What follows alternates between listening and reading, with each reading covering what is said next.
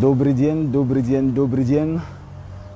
Драгоценные друзья, дорогие братья и сестры, все, которые смотрят эту передачу, и, как я повторяю, это помощь из святилища.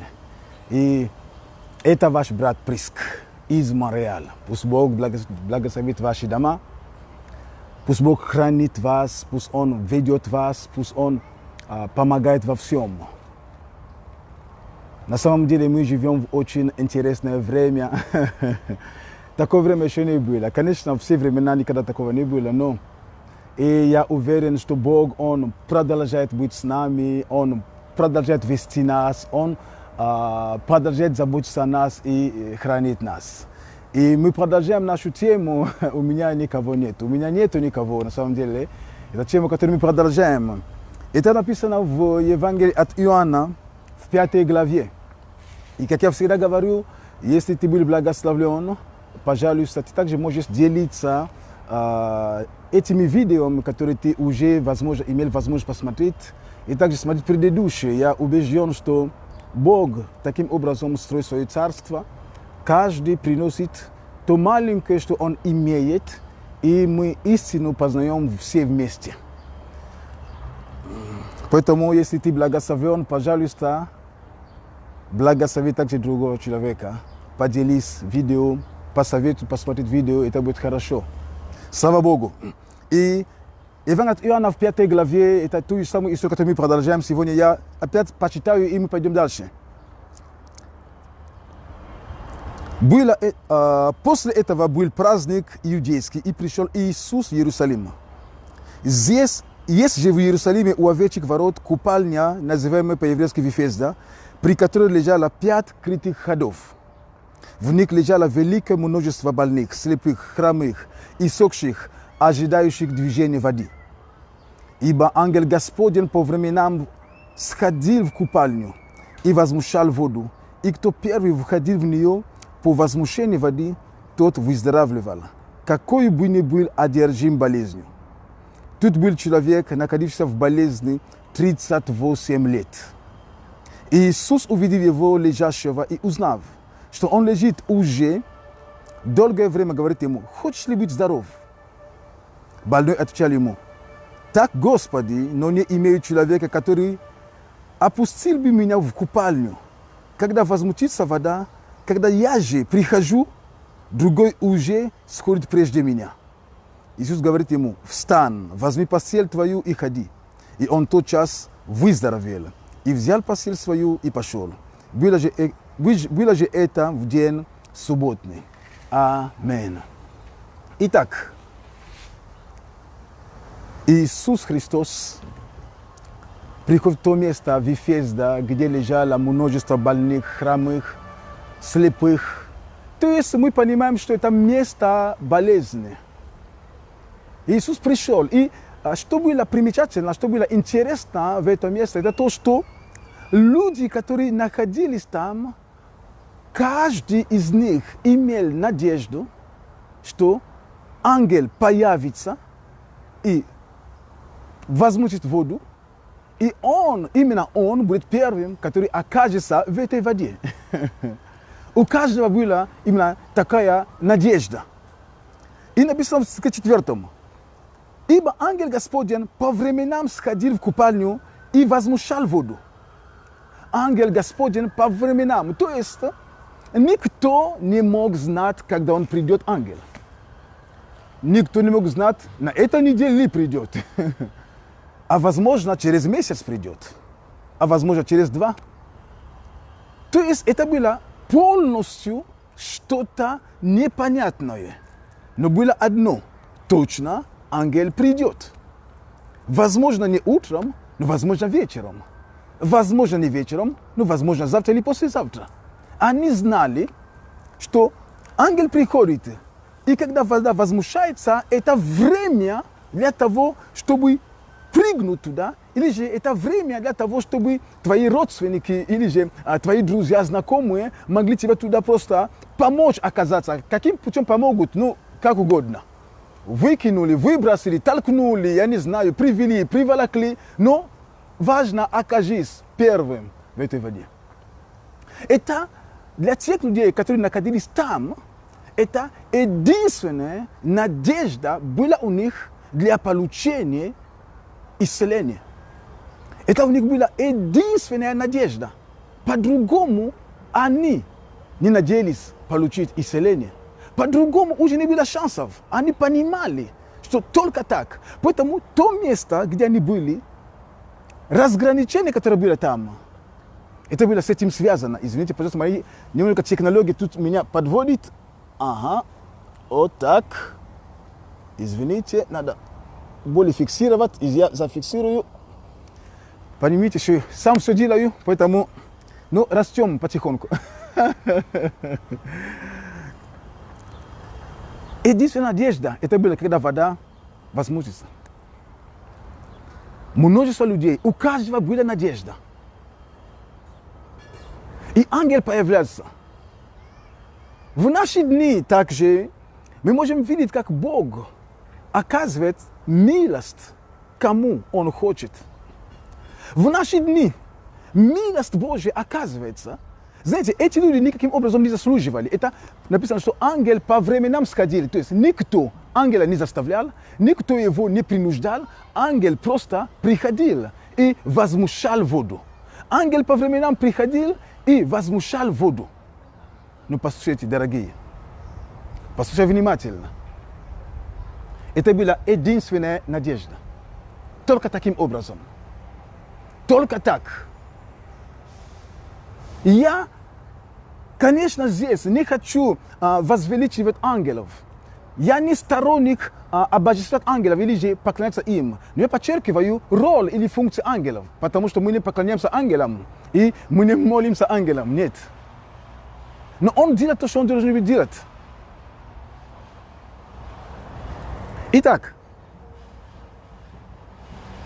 был день, когда среди этих больных, во всей вот в этой ситуации зашел один человек. Возможно, кто-то видел его, думал, это тоже очередной больной, который пришел. Возможно, кто-то на него посмотрел, думал, ну вот, и так очередь была мало, и тут еще добавился. Но послушайте, был человек, который вошел туда, очередной, конечно, с учениками своими. И он шел среди них, он проходил. Никто на него не обращал внимания. Никто не узнавал в нем Сына Божьего. Никто не узнавал в нем именно хозяина слова. Почему? Потому что глаза у всех были, они были удержаны на Вифезде, на купальню, на эту воду. Все смотрели только на эту воду. Все именно на эту воду обращали свое внимание. Потому что они ждали. Поэтому Иисус бы прошел, они бы его не заметили. Вы помните, ученики? В Эмаусе? Помните? Они тоже были определенные события, они тоже возвращались из Иерусалима. И, знаете, путник к ним подошел. Это был Иисус Христос. Но они не узнали его. Почему? Потому что глаза были удержаны. Другими словами, они были настолько в себе, что они не обратили присутствие другого, третьего человека. Они не обратили внимания, что Господь Иисус уже был с ними рядом и ходил с ним. Они его не узнали. Посмотрите, вспомните тоже Мария Магдалина. После того, как Иисус был погребен, она пришла рано утром, чтобы помазать тело. Но они, когда пришла, она видела ангела. И потом ангел сказал, да нет, его тут уже нет. И он увидел человека, Иисуса, который был похож на садовника. И он спрашивает, а не знаете, где положили моего Господа? Это Евангелие от Иоанна, 20 главе, на самом деле.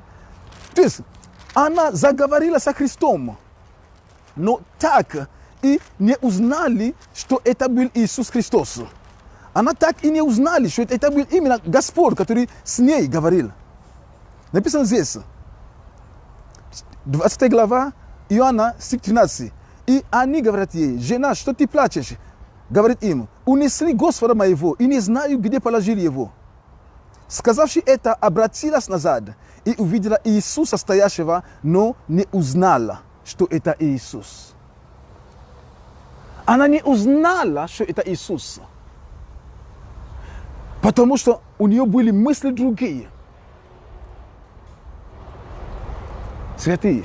Точно так же, когда Иисус зашел в Ефезде. Люди не знали, что мы тут ждем ангела, но здесь проходит тот, который больше архангела. Тот, который является Сыном Божьим. Тот, чье слово приносит исцеление. Тот, чье слово все сотворено, чьим словом все сотворено. Они не узнали в нем, что там какая-то вода возмущается, но он источник воды живой.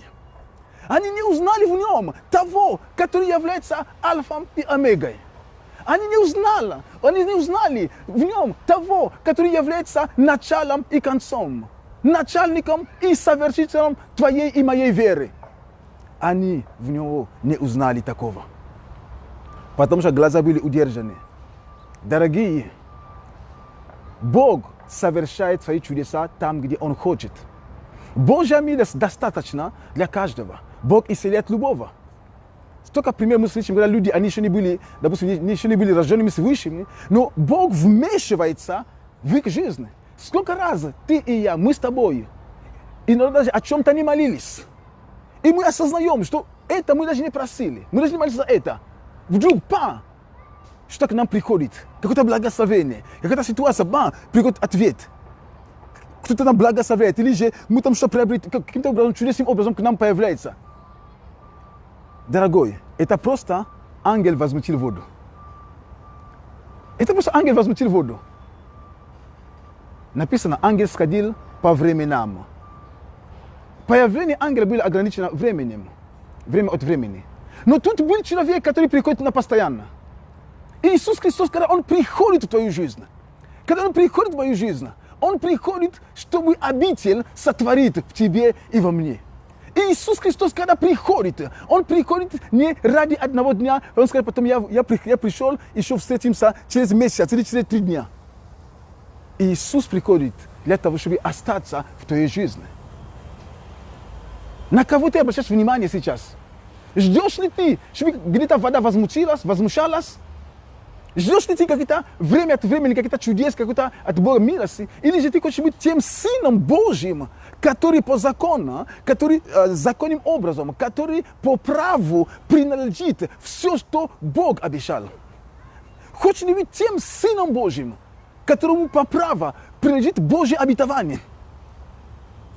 Слава Богу, что время от времени ангел приходит и приносит что-то. И возмущается воду. И что мы получаем? Но хорошо, когда у тебя с Богом, с присутствием Бога есть постоянные отношения. Когда есть постоянство. Поэтому сегодня я хочу тебе сказать, выбери тебе с ангелом, который воду возмущает, или же с постоянным Христос. С постоянным Христом. Иисус Христос, Он постоянен. Он не приходит время от времени. Он приходит во всякое время. Он приходит на все время. Дорогой брат, дорогая сестра. Перед ним, перед этим человеком стоял Иисус Христос, которому все равно, ты первый в очередь или последний, которому все равно, ты именно возле прямо купальни, или же прямо возле воды, или же ты на 100 метров находишься, которому все равно, болеешь ли ты головной болью или раком, которому все равно, ты ищешь работу уже 1 год или же 5 лет, которому все равно, какой размер твоего долга, которому все равно, сколько времени ты уже одна или один, и ты хочешь перемен, ему все равно. Когда он стоит перед тобой, когда он говорит с тобой, когда ты узнаешь его, послушай, дорогой, твоя жизнь меняется, твоя судьба меняется, ты становишься другим человеком. Христос приходит для того, чтобы твоя жизнь изменилась.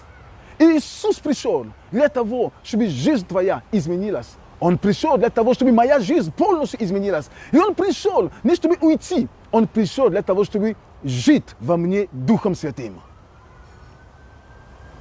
Он пришел для того, чтобы жить в тебе Святым Духом.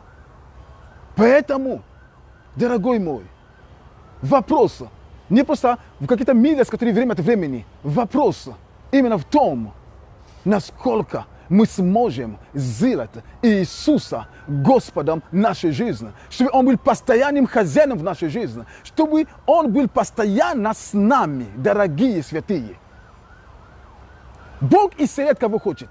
Его милость, мы не являемся управителями Его милости. Мы не являемся, как сказать, тем, который управляет, кому, никому. Бог, Он делает все, что хочет. Но важно, я тебе говорю, не живи ожиданием возмущения воды от ангела. Живи присутствием Иисуса Христа. Живи постоянным присутствием Иисуса Христа в твоей жизни. Аллилуйя. Живи именно постоянным присутствием Иисуса Христа в твоей жизни. Итак, это была помощь из святилища. Мы продолжим в следующий раз. Ты был благословлен. Благослови другого. Я благословляю твою жизнь. Я призываю имя Господа в твою судьбу, в твою жизнь, в твою семью. Я говорю о защите Божьей, о безопасности Божьей. Но самое важное, я молюсь о том, чтобы Христос явился от тебя. Самое важное, я молюсь о том, чтобы Христос, который проходил возле этого человека, другие его не заметили. Послушай, Он обратит свой взор на тебя. Послушай, не пропусти это. Побудь с Ним. Оставайся с Ним. Он любит тебя. Он любит меня. Он любит нас вместе. Иисус Господь. Это был ваш брат Приск из Монреаля. Ты благословлен. Пожалуйста, не забудь также поделиться, чтобы и другой был благословлен. Если ты первый раз оказался здесь и услышал то, как я проповедую, или же на моем канале, просьба, пожалуйста, ты можешь смотреть предыдущее видео, есть много видео там до этого, есть предыдущее видео, посмотри. Если ты благословлен, ты можешь написать какие-то комментарии, пожалуйста, если есть какие-то свидетельства, что это слово, то, что я проповедую, помогает вам в чем-то, пожалуйста, делитесь своими свидетельствами, если это вам помогает, пишите, что есть, потому что это ободряет других, и также для меня, это также вижу, что Божье Слово работает. Поэтому пусть Бог хранит тебя и меня. Иисус все и еще на троне. Иисус все и еще на троне. Пусть Бог благословит и хранит тебя. Аминь.